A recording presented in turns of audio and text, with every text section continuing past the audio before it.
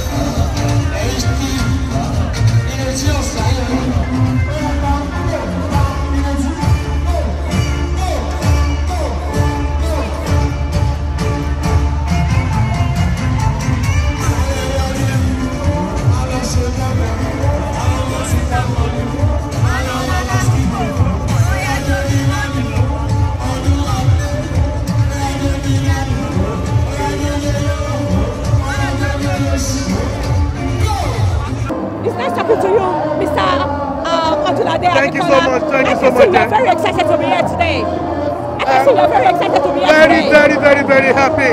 This is a third edition, right? Yes. It is not easy to make every one of them to be here today. Okay. But I can see it is the special love that they have for me. Okay. So with this, I am so much happy to see a lot of people here today. The graduates, what kind of support will you give them after this graduation? Definitely, I've been giving them a lot of support before.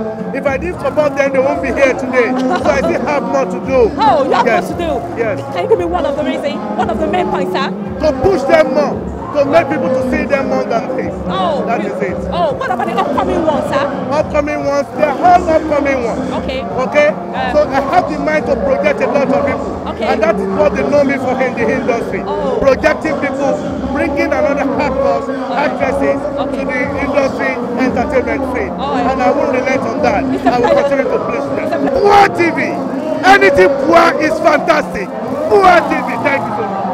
Torí kò sí nǹkan tí mò ń ṣe Tọ́dúnládé ò kì í support 100%.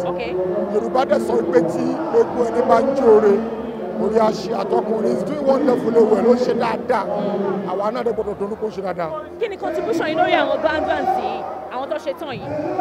Ẹ̀kọ́ tó tà ní òkúta pé à ń support wọn à ń fún ọ ní ìmọ̀ràn lẹ́ẹ̀kọ̀ọ̀kan tá a bá lọ sí ìrìàzá wọn a máa sọ fún pé ẹjẹ́ àjọ ṣe báyìí ẹjẹ́ kájọ ṣe báyìí ṣọ́wọ́ kókó sẹ́ni tó mọ̀ nǹkan tán.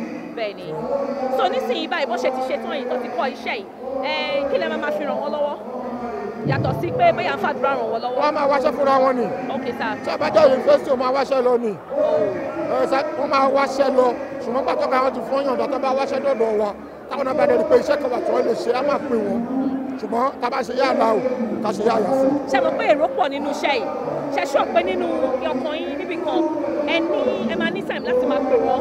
A lè pè wọ́n ní wọ́n máa pè wá èrò pọ̀ nílẹ̀ tá a bá níbi tó yẹ kó wà a máa pè wọ́n ṣùgbọ́n káwọn náà jáde kí wọ́n wá iṣẹ́ lọ. Báwo náà ṣe máa ń wá iṣẹ́ yẹn? Ó ti yé wọn kọ́ mọ́ṣẹ́ wọ́n ti kọ́ mọ́ṣẹ́ lọ́dọ̀ ọ̀gá wọn. Ọgbà àgbàlẹ̀ fi dá mi lò. It's nice talking to Mr. Latin. Dada yóò ní bàjẹ́. Àgbáyọ̀ dada fún àwọn míì tí wọ́n fẹ́ join ní ẹgbẹ́ yìí báwo náà ṣe máa ṣe? Ṣé wọ́n láti wà níbì kan ni àbí báwo nìkan ṣe máa ṣe? Wọ́n láti èrò náà iná rí táwọn ọmọ Yorùbá wà níbì kan wò ní train tó ẹ̀kọ́ ní. Àwọn àṣàwọ̀ tí wọ́n ń wọṣẹ́ wa iṣẹ́ wọn ò yé wọn. Wọn ò gba training iná ṣe ń wọbẹ̀ tí wọ́n ń kúrò. Bọ̀ tí wọ́n bá wà lọ́dọ̀ ọ̀gá kan tàbí ó lọ sí school lọ kọ́ ẹni yẹn á mọ tí wọ́n ń pè ní iṣẹ́ yẹn gọ́gọ́gọ́gọ́ yàtọ̀ sí pé mo kàn lè dé rówó kan mo kàn wọnú ẹ̀ àbí boyfriend mi kan ń ṣe mo kàn sáré wọnú ẹ̀ àwọn nǹkan tá a fẹ́ kó ṣẹlẹ̀ nu ṣẹ́ wa mọ́ nìyẹn tírẹ́ẹ̀nì lọ́dọ̀ ọ̀gá kan tàbí kó lọ sí school ẹ̀ ìwọ kan fúnra rẹ̀ wà á mọ̀ ìgbéyẹ̀ iṣẹ́ wà lára ẹ̀. Láì jẹ́ pé wọ́n lọ yẹn kò dání lójú pé wọ́n máa ṣe. Tó bá dìgbà bá wá dé ó máa náwó sí ni tó bá rí nílé òdùlé kò ní mọ bẹ́ẹ̀ ṣe ń ṣe iṣẹ́ wa. There is culture of respect and respect for culture. Pàápàá jùlọ nílẹ̀ Yorùbá yìí tí ọ̀gá bá dé onímọ̀ọ́mọṣẹ́ ṣe máa ṣe wà á kọ́ nǹkan kan lára ọ̀gá ẹ̀ bọ́n tó yẹ pé ọ̀tọ̀ níṣẹ́ tó ń ṣe tó kàn ní opportunity pé mo fáìn gan lọ ṣe tíátà at the end of the day kò ní í mọ gbogbo iṣẹ́ ló láṣà tó bá lọ sí law school o lè di lawyer tó bá lọ sí medical school o lè di doctor tí wọ́n náà tó bá lọ sí university kó lọ ṣe theatre art performing art kó study in tó jẹmọ́ṣẹ́ wa tàbí kó lọ sọ́dọ̀ recognize ọ̀gá or recognize institution or you will not be able to know the rudiment of that job. It's nice talking to you, sir. Ọlọ́run nínú àánú ẹ̀ agbẹ̀yìnga. Lágbára Ọlọ́run a máa rí yín bá.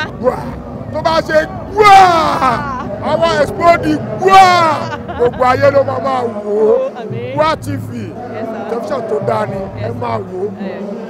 Thank you so much for watching our videos. And importantly, you need to subscribe because we drop videos almost every day. You have to subscribe. There's exactly everything. Gwa TV. Click on it. You see a subscribe button. Click on the subscribe button. That's so. And if you have a big show coming up, any event, you can call us.